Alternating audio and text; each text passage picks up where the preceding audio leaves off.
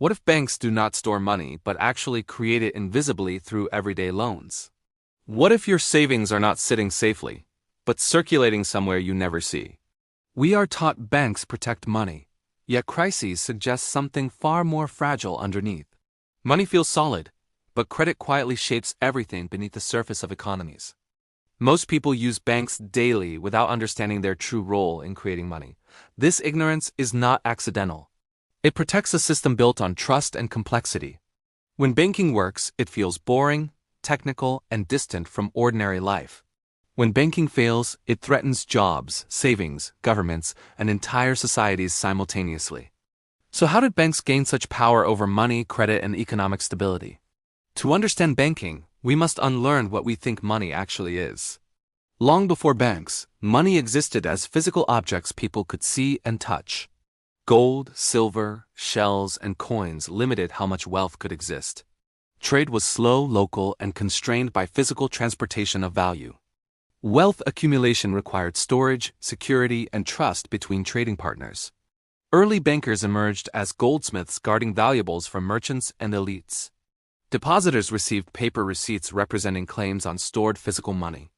Over time, receipts circulated as money because redemption was rarely demanded.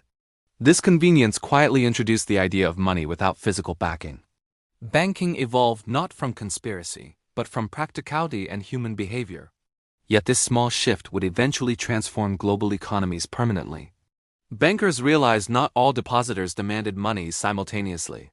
Idle deposits could be loaned while still appearing fully available. This practice became known as fractional reserve banking. Loans created new claims on money that did not previously exist. Borrowers spent loaned money, injecting new purchasing power into economies. Depositors believed their money remained untouched and safe. Banks profited from interest earned on newly created credit. Money quietly shifted from physical objects to accounting entries. Trust replaced metal as the foundation of monetary systems. Credit creation became the engine of economic expansion. As economies industrialized, demand for credit exploded rapidly. Factories, railways, and governments required massive upfront investment.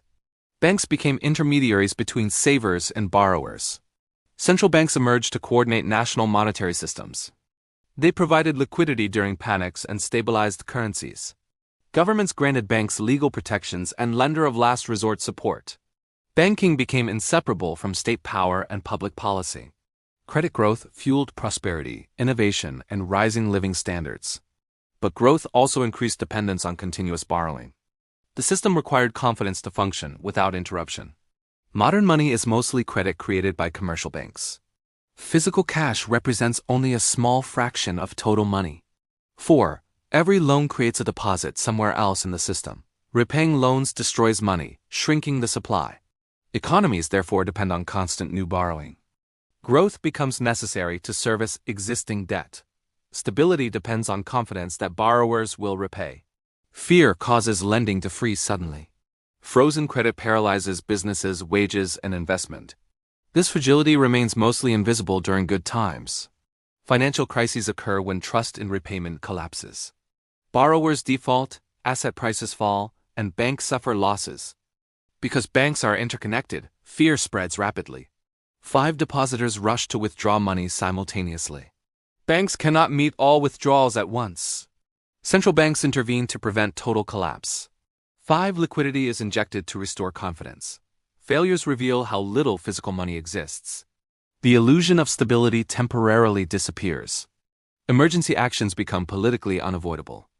Bailouts protect banks to protect the wider economy. Losses are socialized while profits remain private. Taxpayers indirectly absorb banking system failures. Inflation reduces purchasing power quietly over time. Asset owners recover faster than wage earners. Inequality widens after major financial crises.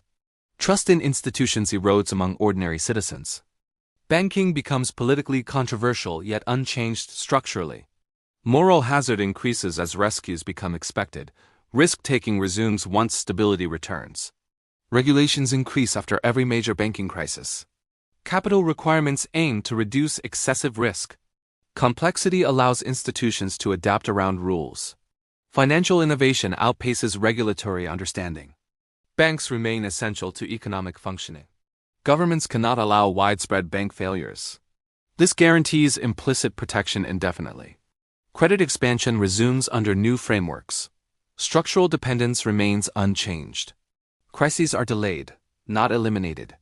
Today, money moves instantly through digital banking systems. Algorithms approve loans faster than humans. Central banks experiment with digital currencies. Debt levels exceed historical norms globally. Interest rates shape capital flows worldwide. Confidence remains the system's true foundation.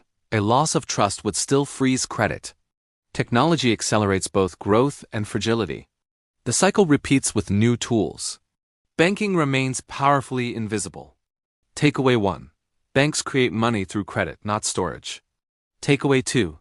Stability depends entirely on confidence and trust. Takeaway 3.